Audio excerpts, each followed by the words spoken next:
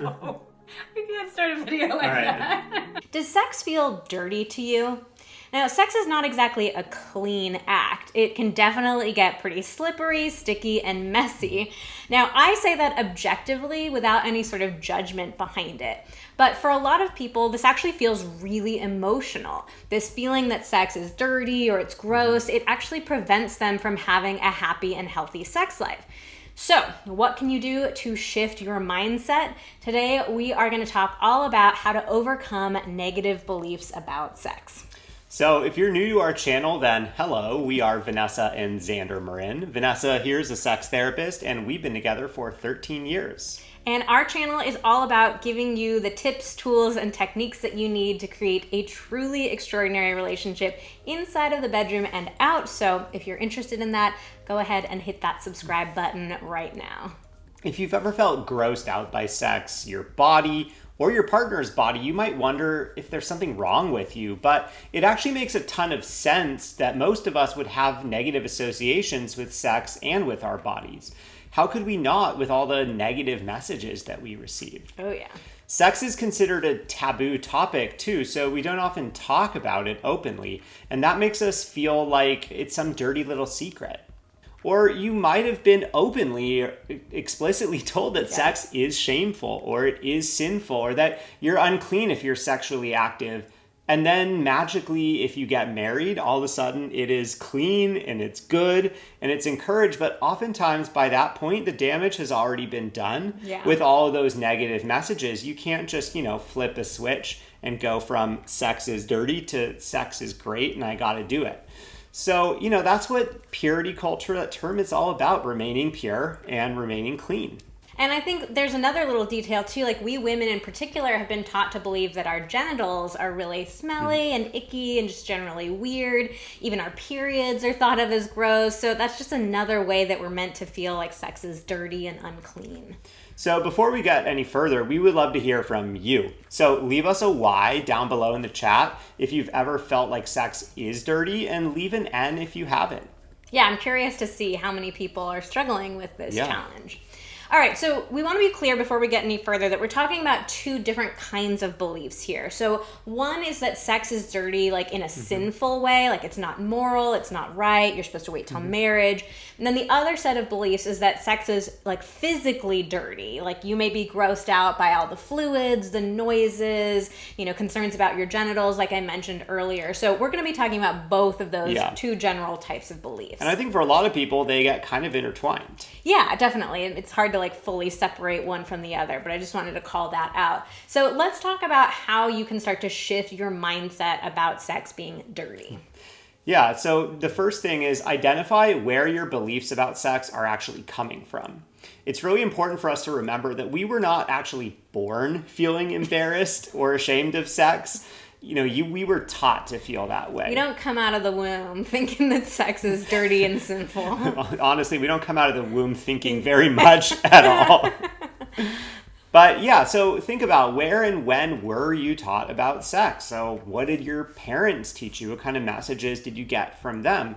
What about your friends? Did you talk openly about sex, or were there a lot of words thrown around and you didn't really know what they meant and they were embarrassing and all of that stuff? What have you heard in the media or on movies, TV about sex? A lot of us see this really romanticized version of it.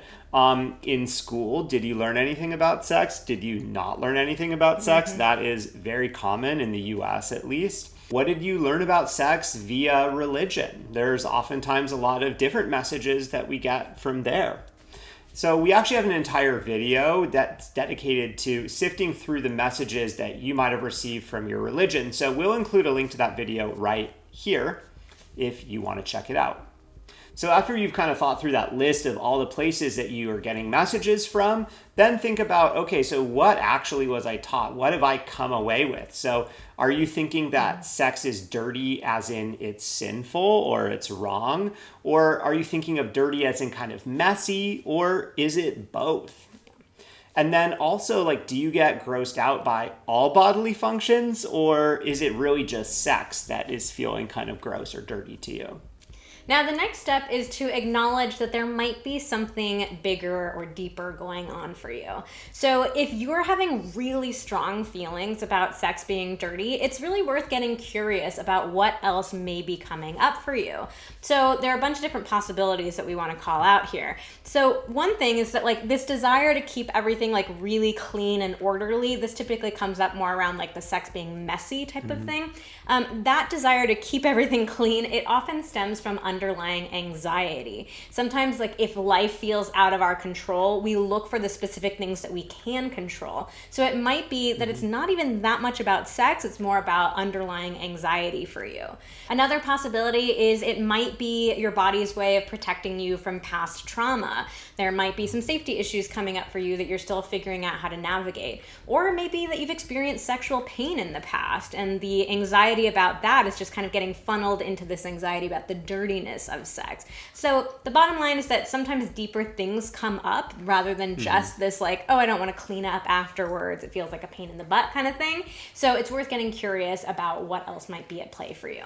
So next, you're going to want to think about the impacts that these beliefs are having on you. So, the specific ways that they may be impacting your sex life. Like what's the price that you are currently paying for trying to have really clean, sanitary, or, sex that feels acceptable to you? So there's some big examples here, and there are some little examples of ways that this can come up. So some little examples is maybe you jump up to take a shower right away instead of taking time to cuddle and connect with your partner afterward. And, that can impact the feeling of closeness between you after sex. Or you might hit the pause button on a makeout session that's leading to sex so that you can run upstairs, prepare the bed with some towels, get the Kleenex out. That can kind of interrupt the vibe, so to speak. Then there can be some really big impacts that this can have. Like you could be sabotaging your ability to orgasm because you're so focused in the moment on, avoiding dirty things or, the possibility of a mess. And also, like, you might be passing along that shame to your kids. If you're continuing to talk about and think about sex in a negative way, it's likely you're going to pass that idea on. So another idea, if you're still struggling, is try leaning into what does it really feel like if you have cleanliness as your absolute main priority during sex. Like try to play it all out. Think it through. Like, okay, what would perfectly clean sex look like? And how is that going to look with my partner for the rest of my life? Does that actually feel good to you? Or do you want to consider trying something new? All right, step number 4 is to think about the associations that you want to have with sex. So Xander was kind of talking about this, like, is that the kind of sex that you want to be having? So the best way to overcome all these negative beliefs that all of us get taught about sex is to come up with your own goals. So what are your goals for your sex life? So there might be some general goals that you think about, like, do you want to think that sex is normal and healthy? Do you want to feel free and calm during sex? Do you want to prioritize pleasure and connection?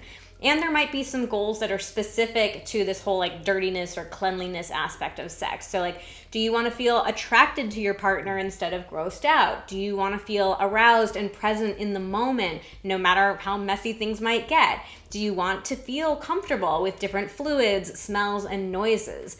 So the point here is to really make this active effort to figure out what's the kind of relationship that I want to have with sex. Yes, I've been bombarded by all these negative messages my entire life, but I want to take back that agency and that power and decide what kind of sex life I want to have. So if that gets you a little fired up, then you're going to want to try to channel that energy towards creating some healthy sex practices for you. So I know how easy it is for our brains just jump to this black and white kind of thinking when you hear a topic like that. So you might be thinking, sex is dirty, so therefore I must have super clean, super hygienic sex. Or you hear this video and you're like, okay, so these guys are telling me that sex is never going to be 100% hygienic. So now I've got to become okay with it just being super messy all the time. And that can really like polarize our thinking and push us to one extreme or another. Probably both of those extremes aren't going to feel very good. So the reality is, you can have elements of both messiness and cleanliness at the same time during sex. Both can exist. So, cleanliness isn't something that you need to just avoid because it's bad for you. It's not. Cleanliness can be a good thing. And in terms of sex, it is a good thing. So definitely there are things that you can do to encourage cleanliness and healthiness. So, but in a way that like feels good to you, feels genuine and authentic to you, not like, all these weird ways that we've been taught to think about it. Yeah. So here's some examples of some healthy, cleanly practices. Maybe let's not even use the word clean. We can just say like hygienic or just healthy practices. So we get away from that. Here's clean some versus dirty. Healthy sex practices. So peeing right afterwards for women to avoid urinary tract infections. Washing your hands before touching each other's genitals, always a good idea. Properly cleaning your sex toys after or before every use. Mm-hmm. Using protection and regularly getting tested for STIs. Now, we want to be super clear on this one that we're not saying that if you have an STI, that makes you dirty, and if you don't have one, you're clean. I think this is unfortunately a dynamic that gets perpetuated all the time, and we don't believe that. Like, there are plenty of people who have very safe sex, really focus on safety and protection, and they still get STIs. Yeah, you cannot always avoid them. Yeah, so we're not saying, don't be dirty and get an STI. We're just saying a healthy practice is to try to protect yourself and try to get tested regularly. Yeah, and then finally, just make sure that you're listening to your own values when you're making sexual decisions. So, for example, it may feel healthy for you to decide not to have sex with someone until you've been dating for a month or until you're in love with them. Just an example. All right, and that brings us to step number 6, which is to watch, read, and listen to sex-positive content. So the more you surround yourself with open, honest sex talks, the more comfortable you will start to feel with sex. Yeah, this does not mean just like start watching porn or something. That is like never the advice. But I think a lot of people think like, oh, I just need to see more sex and I'll get comfortable with it. And oftentimes that kind of leads you in another direction.